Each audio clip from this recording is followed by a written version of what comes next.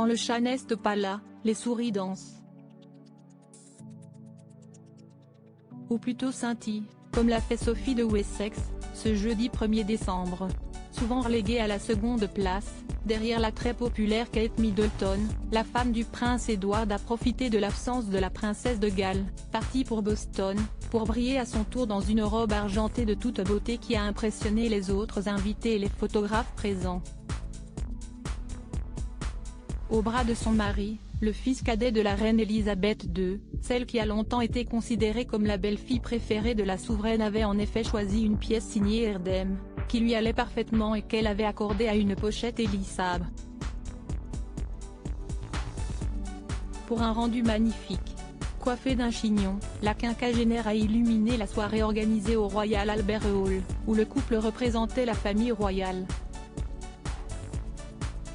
Il faut dire que, depuis quelques mois, tous les deux s'y consacrent entièrement, entrés dans les membres seniors du clan après le départ du prince Harry et de Meghan Markle, et après les ennuis judiciaires du prince Andrew, le couple assure à chaque sortie et réussit toujours à faire passer la famille royale avant tout.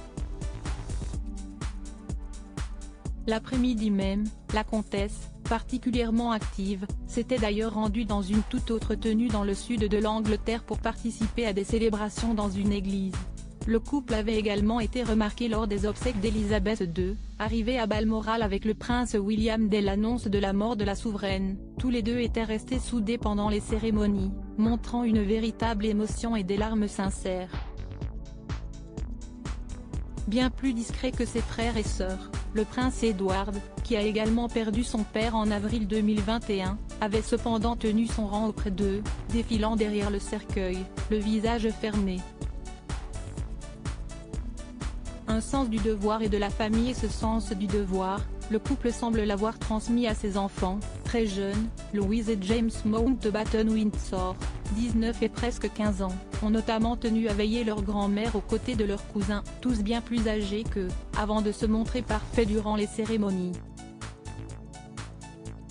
Toute la famille devrait se retrouver dans quelques semaines pour fêter Noël à Sandringham tous ensemble. Un Noël où, pour la première fois depuis 30 ans, ils retrouveront même Sarah Ferguson, l'ex-femme du prince Andrew aurait été invitée par le roi Charles, pourtant en colère contre son cadet.